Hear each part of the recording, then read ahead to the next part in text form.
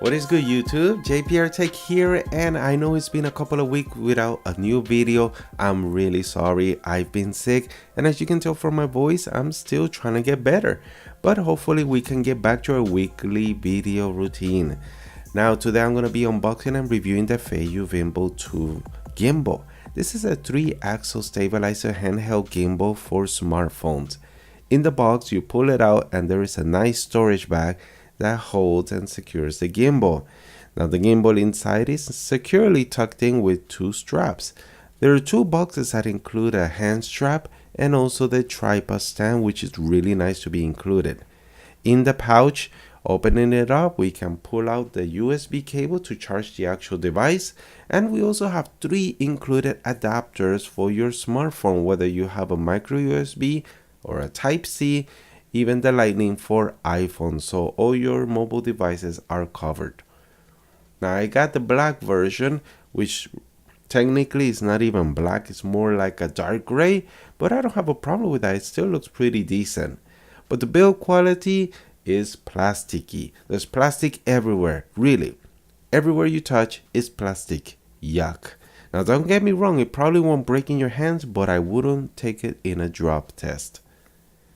Now the battery, it charges via the included USB charging cable, but unfortunately, again, recently all camera manufacturers are doing this, but they don't include a charger. They expect you to have a power source. So just grab an AC adapter to USB port or a computer that's strong enough to charge your mobile device. Now it does charge rather quickly, it's rated at 2 hours, but of course if you haven't depleted the battery, you could do it a lot quicker. Now 100% is rated at 5 to 10 hours. I personally never reached the 10-hour mark, but it does hold a good charge. I get about 7 to 8 hours easily. Now fortunately, you can charge the gimbal via the USB cable hook up to an AC adapter or even a power bank to go mobile. Another neat feature is that you can power your phone from the gimbal's battery using the included adapter cable. Now the max load bearing is approximately 200 grams.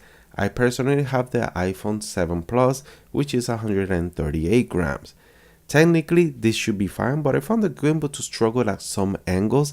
I think it's due to the length of the iPhone 7 Plus.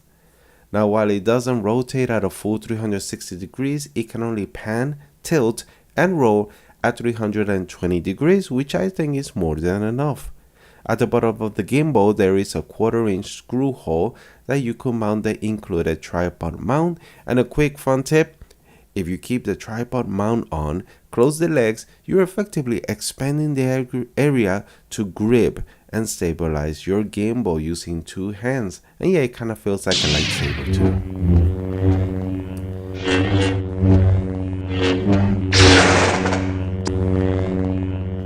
There are various buttons that only work with your cell phone when connected via the Bluetooth and the app, such as the zoom rocker and the camera and the video camera shutter button. But the 2 buttons you will mainly be using is the function button and also the trigger button. Now there is a joystick, it has good dampness, but a short throw, it really makes it hard to do slow pans and tilt. To expand more features, you will need to use the app that they recommend, and that's the VCool app. It opens up other functions such as the object log, the face tracking, which actually I found it loses track very easily if the faces look away from the camera.